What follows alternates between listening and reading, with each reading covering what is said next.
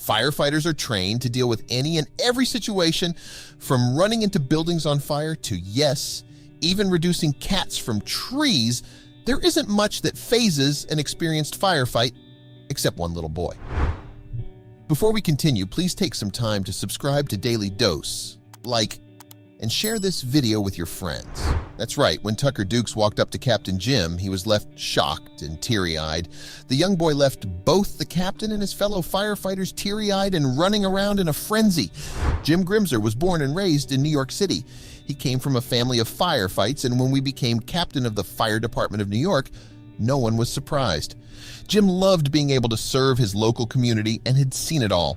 His profession forced him to be face-to-face with tragedy every day, but when one day the reality of his job showed up at the fire station to personally greet him, Jim was stunned.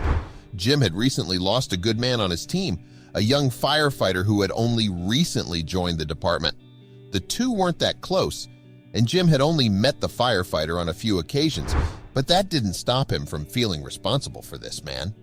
This incident made him start to doubt himself, to the point that he wondered whether things could have been different if someone else had been in charge.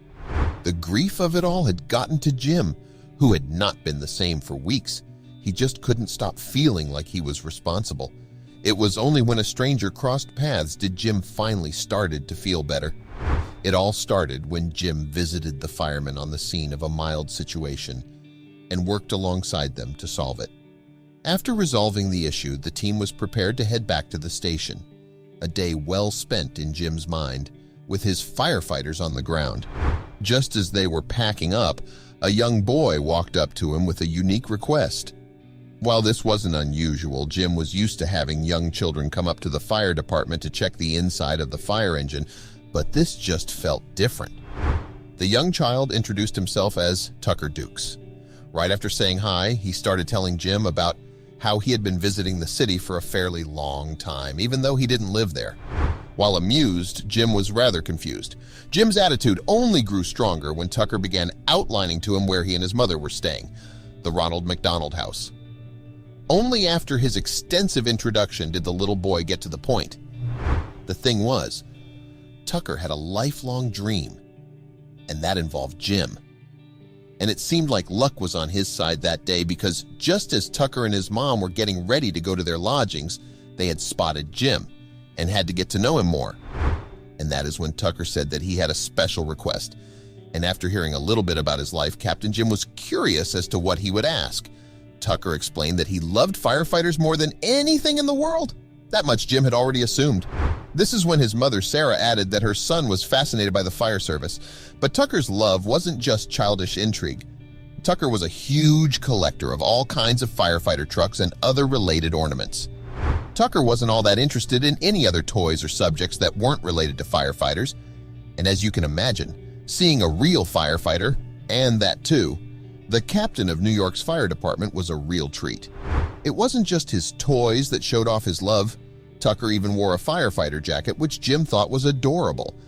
And when he asked Sarah why Tucker had developed such a strong and specific interest at that young of an age, he was not ready for the answer. Sarah explained that her husband Joshua was also a firefighter. Tucker had grown up hearing all his father's tales and even visited his dad at the station. This felt very similar to Jim's childhood, but something about this all felt a little surreal to Jim. What was such a young child doing out of school? Shouldn't Tucker be surrounded by kids in a playground rather than in New York in the middle of September?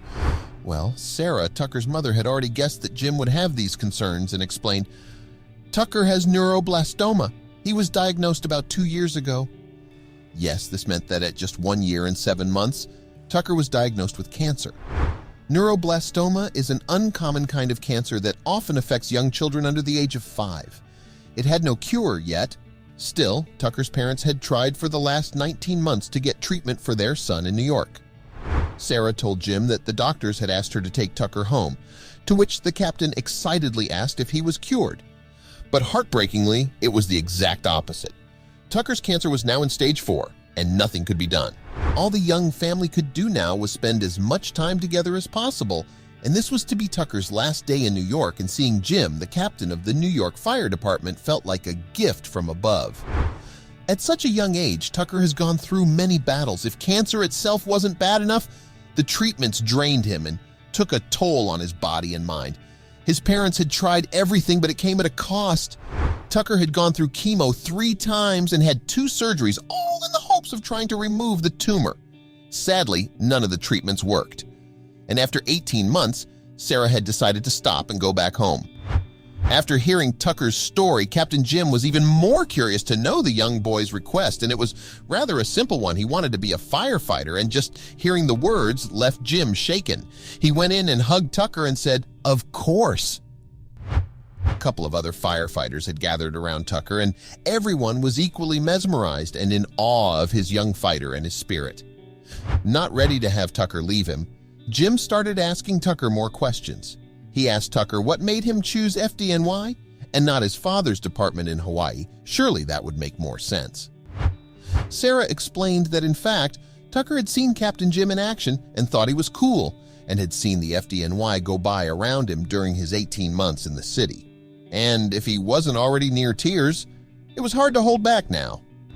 Jim knew he had to do something extra special for Tucker, since he deserved more than a sticker badge, as was customary. First, he asked Sarah if they could take pictures with Tucker. She gladly agreed. After the photo shoot was done, Jim talked to his coworkers and needed their help for the next part of his plan. He hurried around to make sure it all fit into Sarah and Tucker's tight schedule.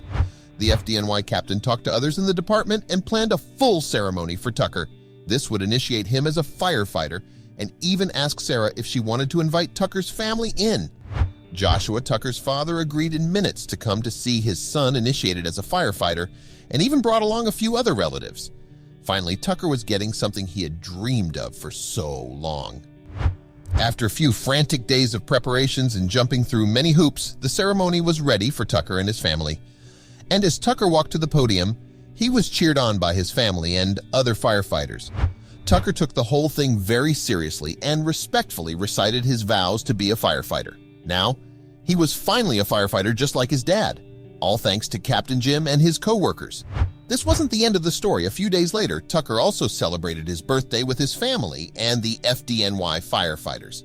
Tucker was finally content.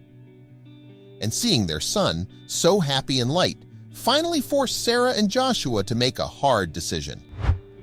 The family recognized the dark toll Tucker's medications were taking on him. "We were trying so hard to keep him alive, and the thing that was meant to help wasn't letting him live." They were going to now end Tucker's treatment indefinitely. This meant that the time Tucker had would be able to be enjoyed with family and not in stale hospital rooms, and to ensure they did just that, they posted about their journey and called it the Tucker Tough Challenge. Sarah and Joshua, with Tucker and his 3 older siblings, finally got the chance to travel on vacation together. They were determined to let Tucker see as much of what the world had to offer without holding back. The challenge soon went viral, and just like Captain Jim, thousands of people commented about how Tucker had impressed them. The Duke family was overwhelmed with support from every corner of the world. The couple was still struggling with their decision to quit treatment, and seeing so many people reassuring them that what they were doing for Tucker was the right move helped them finally feel more at ease. The family was still dealing with a lot of medical bills, and while they tried to take Tucker to as many places as possible, most of their plans weren't financially possible for the family. But that all changed soon. Thousands donated to their cause and wanted Tucker to spend his life traveling and seeing the world as much as possible. Many prayed and hoped that the young boy would beat cancer by some miracle. Sadly, though, this was not to be. Tucker passed away less than a year later in his family home in Hawaii. As any parent can tell you, losing a child is unthinkable, and Tucker's loss was harder to bear. Thankfully, with the help of donations and Captain Jim, Tucker had lived his life to the fullest. His parents had little regret and had done their best to give Tucker a full life, in which he even became a firefighter. Tucker's loss was felt all over the world, and to always remember the bright and kind young boy, the firefighters. Tucker's role models decided to pay him a touching tribute, not just at home in Hawaii, but also in New York City. The firefighters in Hawaii banded together and created a beautiful memorial mural for Tucker. Secondly, the firefighters added Tucker's name to their official register. This meant that Tucker lived on in the memory of the fire service forever. A few years have passed, but both Sarah and Joshua continue to visit their son daily at his tombstone. They also have tried to raise awareness for neuroblastoma and advocate for better treatment. I don't know what I'll be doing in the future, but I hope someday these harsh treatments won't be used on someone else's baby. Hopefully, the medical world will hear the plea of these parents.